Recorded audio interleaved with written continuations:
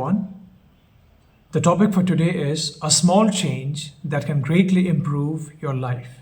And what I'm going to talk about is not something that which is foreign or which is less talked about. It is talked about, but what I do think is the importance of it is not stressed. Ephesians chapter 5 verse 20 says, always giving thanks to God the Father for everything, in the name of our Lord Jesus Christ. Always giving thanks to God the Father. That is very important. So either you have a grateful heart, which is always giving thanks to God, or you have a grumbling heart or a complaining heart, which always finds a way to mock God or to be ungrateful for anything and everything that He has done in your life. Now, when we look at the Israelites, so when Moses went to save the Israelites, God sent Moses. And you see in Egypt, there were so many great miracles that occurred.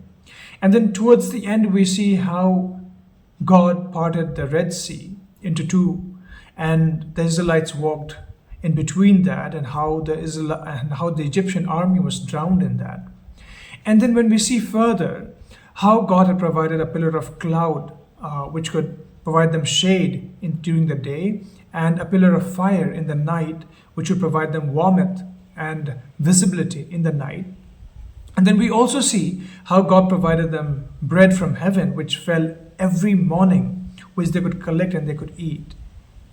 But whenever the smallest problem happened, or whenever a test or trial happened, they always began grumbling and complaining. Instead of praying, or instead of looking forward or waiting on God, they always began grumbling. It came to a point wherein once when they grumbled, the Lord sent deadly serpents which began biting them, which led to a lot of people dying. So we see that the Israelites, despite seeing so much goodness of God, they still had a grumbling heart. And though we talk about thanksgiving and being thankful and having a grateful heart, it's very easy to talk about, but it's very rare. Like if we look into the example into which Jesus gave, when He talks about 10 lepers that Jesus healed, and of that only one came back to thank the Lord. And even that one was not an Israelite, but he was a Samaritan. And Jesus, He came first to the Israelites. And it's also similar when we look into our lives. So most of the times that I find SV alumni grumbling about Santosha Vidyalaya or about the school, I find that most of the times it's the missionary kids or the Christians who are grumbling, and I hardly find people who come from other faith who studied in that school grumbling about it. The purpose is not to belittle someone or to complain, but it's sad to see people who are still holding on to a lot of things, or they're angry with their parents for sending them into the school.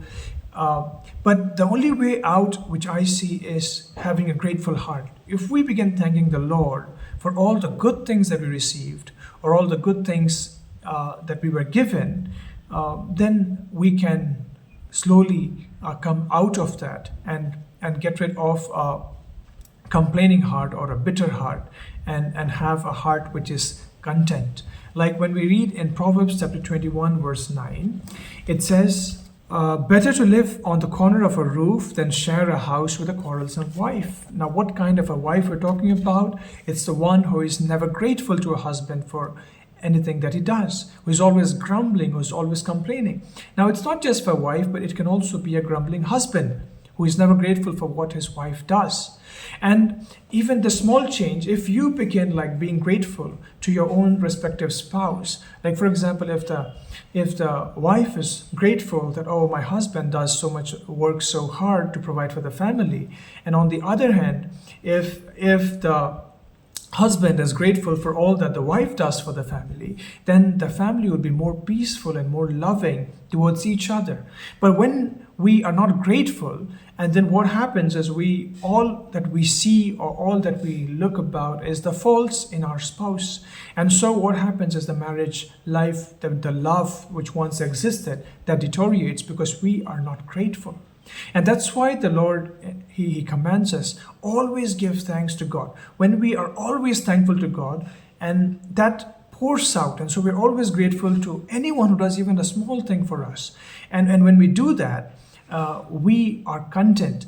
And when we look about Paul, he had been through so much of trouble. He was stoned, he was beaten, he was put in prison, he had shipwreck. And I don't think any one of us would have gone through so much of trouble which Paul had. Yet what he writes in Philippians chapter 4, verses 12 and 13, he says, I know what it is to be in need. I know what it is to have plenty. I've learned the secret of being content in any and every situation, whether well-fed or hungry, whether living in plenty or in want. I can do everything through him who gives me strength. Now, what is the secret? I've learned the secret of being content in any and every situation. If we can learn that secret of being content in any and every situation, it will improve the quality of our life. And what is that secret? It is having a grateful heart. It is being grateful. It's being thankful for each and everything that the Lord gives us, provides for us. If there's delights in the desert, we're grateful to the Lord for providing them with manna every day.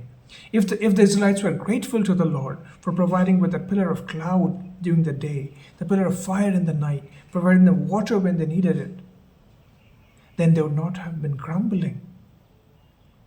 And many times we can look at them and think about it, but many times we fail to realize that we ourselves are not grateful many times in our own life, which leads to us having everything and yet being discontent and grumpy and unhappy. And it's not just about us, but also what I have noticed is many people in ministry, like they have served for a very long time.